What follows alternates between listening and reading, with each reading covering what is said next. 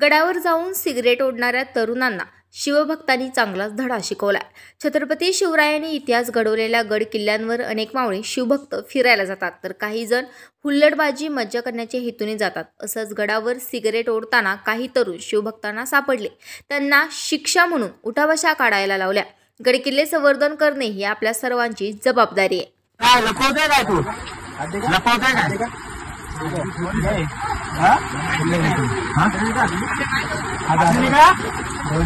क्या बोला आत्मेरिका ना?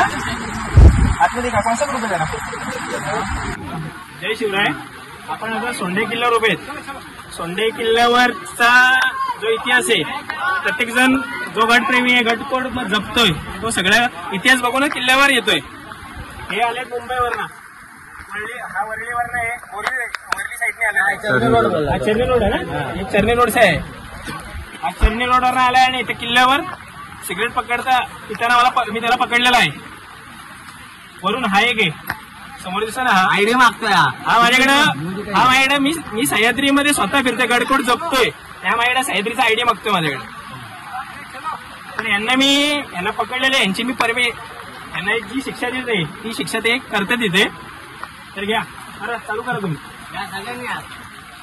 एक कान करने का, कान कर नीचे, पूरा नीचे बैठने का, पूरा नीचे बैठ, पूरा नीचे बैठने का। ये देख ऐसा मारेगा पीछे से, स्लैंड में नहीं, नीचे बैठ।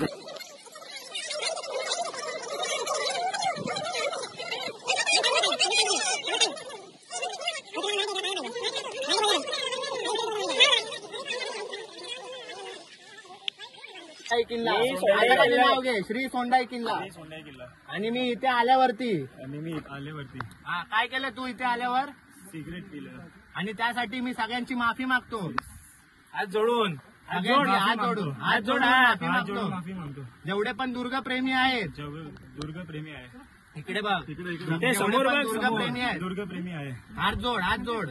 त्यांनी सगळ्यांनी मला माफ करा। हा, मी यापुढे या मातीशी इमान राखणार, मातीशी इमान राखणार। आणि यापुढे मराठी मला बोलता येत नाही, मला बोलता येत नाही।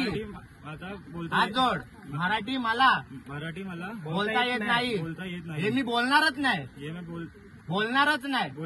यापुढे मराठी बोलायचा शिकण्याचा प्रयत्न करणार, मराठी बोलण्याचा प्रयत्न करणार, शिकणार। जय महाराष्ट्र।